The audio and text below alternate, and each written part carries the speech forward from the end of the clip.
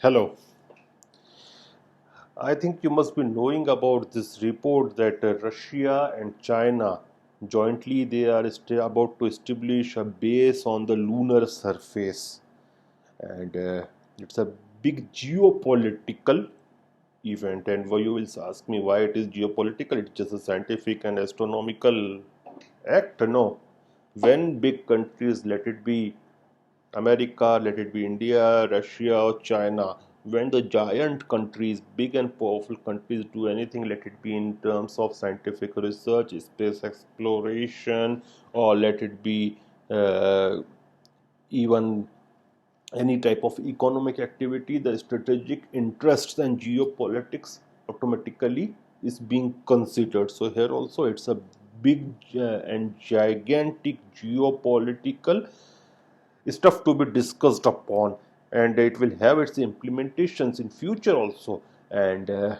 let me say you in one word, I think who's responsible for this geopolitical miscalculation and a big blunder, because it will have lasting effects for decades to come. And I will name it's United States who is responsible, because they are trying to push Russia to the wall by levying sanctions upon them. And even before Russia signed this agreement with China, it was the talks were going on that America and Russia will form a joint lunar base.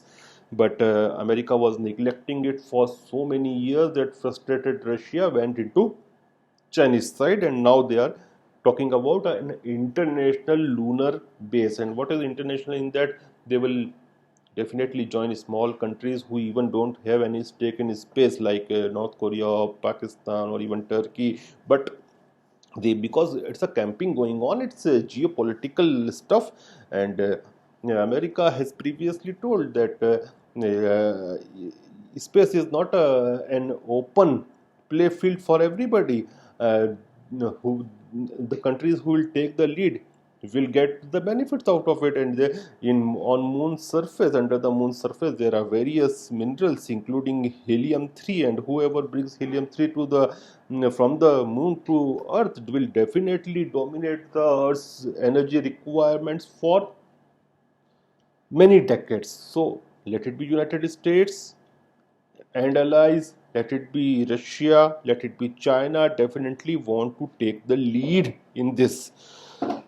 So why I am saying you that this is the policy blunder of United States?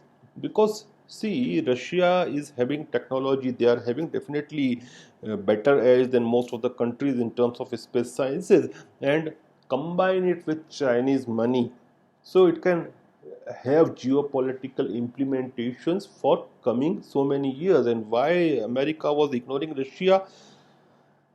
Yeah, I think the think tanks are doing blunder. They are not thinking in a right direction. And this lunar base idea is not a new idea. It has always been there, and it has been a strategic issue. Like in year 1959, the United States Army said that by 1967 they will be uh, making and establishing a fort, American Army's fort on moon. But due to financial constraints, they were not able to do it. And this is not the first time that Russia has helped China. Even in year, I think it was November of 2011, when China went deep into the space, and they launched an orbiter with the help of Russia, and they were actually competing with India. They were wanting that first they must land before India on the surface of Mars, but that orbiter got lost in the space, and that mission failed. And it was India who landed the Mars mission known as Mangalyaan on the surface of Mars in year 2014. Definitely, India took lead and won that battleground on Mars. But now, when they are establishing their so-called international, they're talking about the establishment of the so-called international lunar base. they will join small countries, because uh, even America is having a program of space with other small countries and its allies. They call it Artemis Accord, and it has to do with research and exploration of Moon, Mars, comets, and asteroids for peaceful purpose. And countries like Australia, Canada, Japan, even tiny Luxembourg, Italy, UK, United Arab Emirates, Ukraine, and Brazil, they are also a part of that. Now you try to understand one thing, what Luxembourg has to do with lunar missions. It's almost a city country. What type of stakes in space Ukraine is having? But this is a geopolitical camping going on. So definitely even China and Russia will go for it. They will do camping like North Korea, small African countries, Turkey, Pakistan. All these countries will be having some type of alignment with China and Russia, and this will lead to geopolitical implementations. And I think the think tanks, the so-called think tanks of United States, they will regret why they avoided Russia and pushed it to the walls. Now, forget all these things. I'm putting a question to you, and I'm also giving you my argument. What should we, as a nation, that is India, must do? And as per my argument, we should neither join Russia nor join. Anyway, we are not going to join Russia because in that program China is a part. But we should also not join the American program, that is the Artemis Accord.